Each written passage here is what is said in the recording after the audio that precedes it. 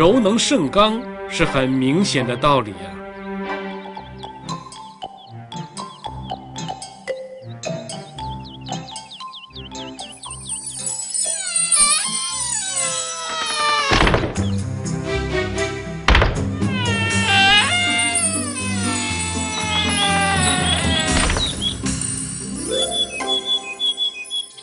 老子是一个神秘的人物，关于他的出生有一个神话故事，在《史记正义》中引述《玄妙内篇》说，老子的母亲在吃下一个李子后感孕而怀有老子，但老子却非怀胎10月出世，而是在母亲体内81年才瓜熟蒂落。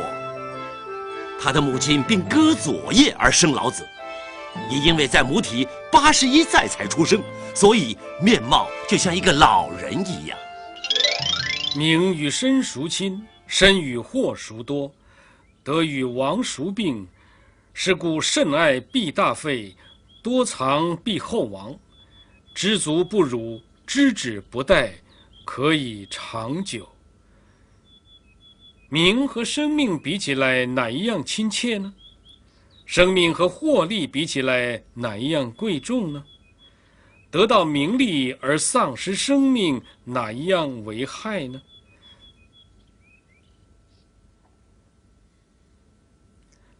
因此，过分的爱名，就必定要付重大的耗费。收藏财货太多，就必定会招致惨重的损失。知道满足，就不会受到屈辱；知道适可而止，就不会带来危险。人应爱惜身体生命，不应过分追求名利。得到名利而失去生命，是得不偿失的。天下有道，却走马以粪；天下无道，戎马生于郊。祸莫大于不知足，救莫大于欲得。故知足之足，常足矣。战争的起因大半由于侵略者的野心勃勃，贪得而不知足，结果侵人国土，伤人性命，带来无穷的灾难。老子指出，统治者多欲而生事的祸害，警惕为政者当清静无为，收敛侵占的意欲。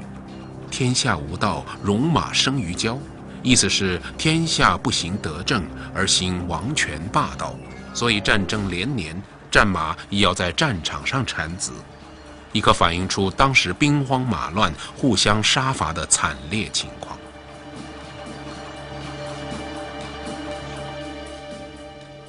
天下有道的时候，人人知足知止，国与国之间和平相处。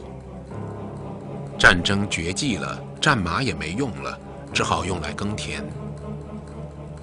天下无道的时候，人人争名逐利，国与国之间战争不断，所有的马都用来作战，母马都得在战场上生产。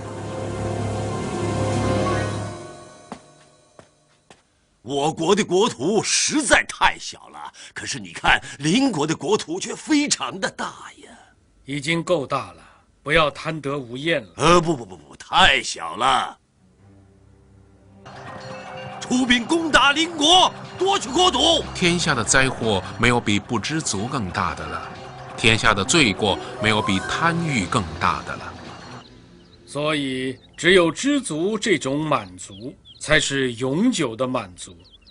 人人知足，天下就太平了。不出户知天下，不窥牖见天道。其出弥远，其知弥少。是以圣人不行而知，不见而明，不为而成。万事万物的原理，并不在远不可及的地方，它就在我们心里。若能内观反省，除私去欲，不出门也能知天下的事，不望窗外也可明了自然的法则。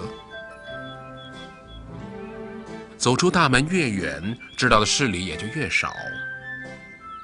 所以圣人不外出远求，天下的事理都可以明了。不造作施为，万物就可以化育生成。心灵深处是透明的，像一面镜子，应净化欲念，清除心里的壁障，去了解外物。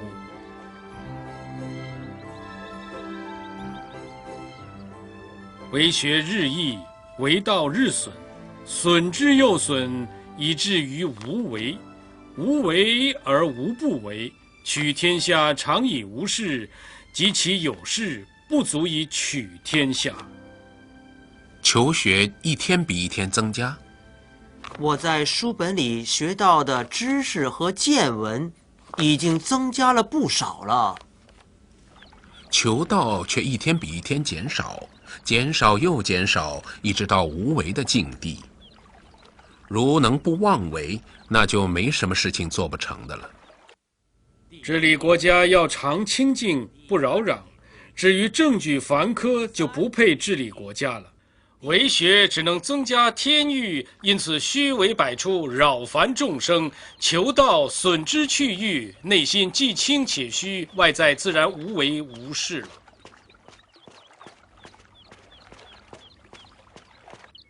圣人常无心，以百姓心为心。善者无善之，不善者无亦善之，得善；信者无信之，不信者无亦信之，得信。圣人在天下，熙熙焉，为天下浑其心。百姓皆助其耳目，圣人皆孩之。圣人没有成见，以百姓的意见为意见。善良的人，我善待他；不善良的人，我也善待他。这样可使人人向善。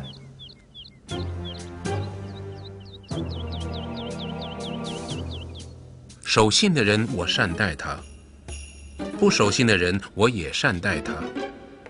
这样可使人人守信。圣人在位，收敛自己的意欲，使人心思化归于混沌。百姓都凝视静听，如痴如愚，圣人都把他们当作婴儿一样的爱护。理想的智者收敛自我的意欲，不以主观厘定是非好恶的标准，应以善心诚心去对待所有的老百姓。出生入死，生之徒十有三，死之徒十有三。人之生，动之于死地，亦十有三。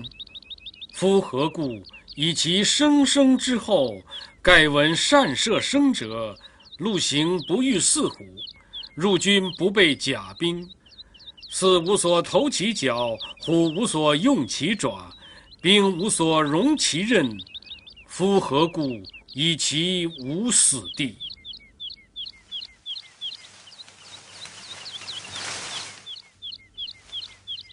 人出生后能够长寿的有3/10，短命夭折的有3/10，本可以长寿而自己跳入死路的也有3/10。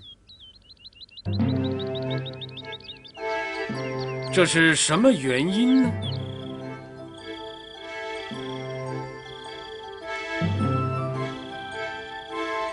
因为奉养太厚，享受太过了。听说，善于养护生命的人，在深山里行走，不会遇到犀牛、老虎的攻击；在军队中打仗，也不会遇到兵刃的伤害。犀牛虽凶，但对他却没有办法用他的脚；老虎虽猛，但对他却没有办法用他的爪；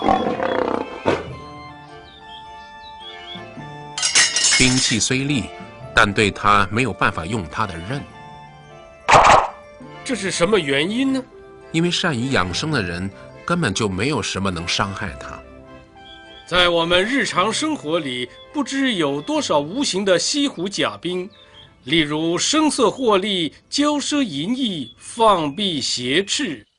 如果稍一不慎，就会招来祸害。但是如果我们能够心安神静、谨言慎行，不争强好胜，就不会受到伤害了。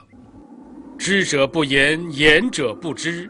塞其兑，闭其门，错其锐，解其分，和其光，同其尘，是谓玄同。故不可得而亲，不可得而疏，不可得而利，不可得而害，不可得而贵，不可得而贱，故为天下贵。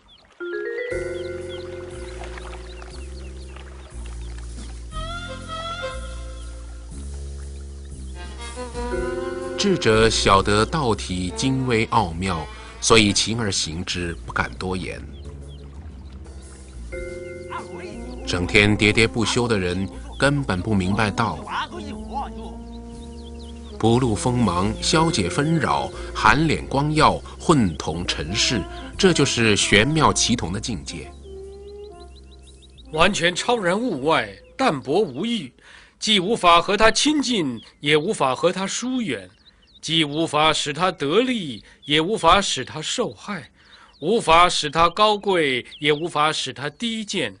修养到达这种境界，才是天下最了不起的了。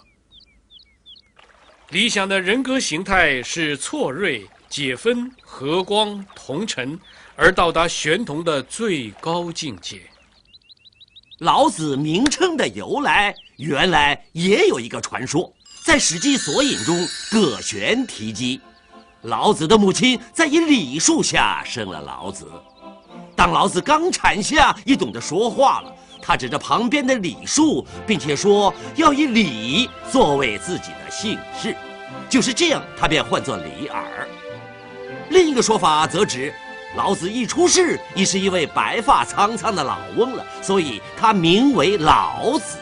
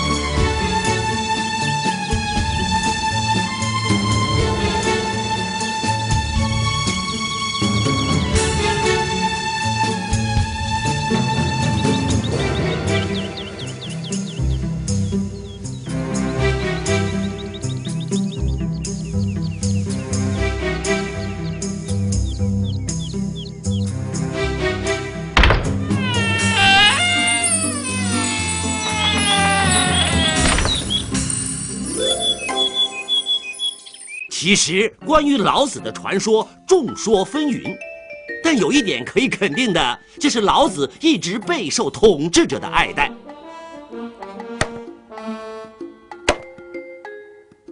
在西汉初年提出的黄老之治，就正是以老子清静无为的思想为基本，在全国推行实行与民休息的政策，使人民在连年征战后迅速复原。可见老子思想的可取之处。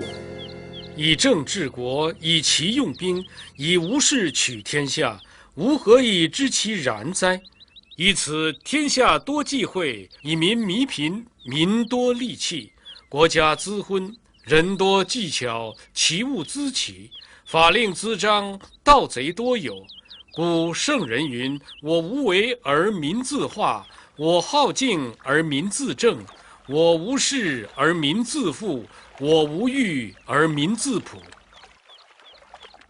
以清净之道治国，以诡奇的方法用兵，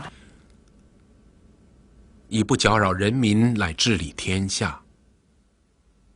我怎么知道会是这样的？从下面这些事端上可以看出来，天下的禁忌越多，人民越陷于贫困。禁止私自游行，禁止非法集会，禁止胡乱说话，禁止胡乱讨论。政府的权谋越多，国家越陷于混乱；统治者的技巧越多，邪恶的事就会连连发生。出兵进攻邻国。是。法令越森严，盗贼反而不断的增加。所以圣人说我无为，人们就自我化育；我好静，人们就自然上轨道；我不搅扰，人们就自然富足；我没有贪欲，人们就自然朴实。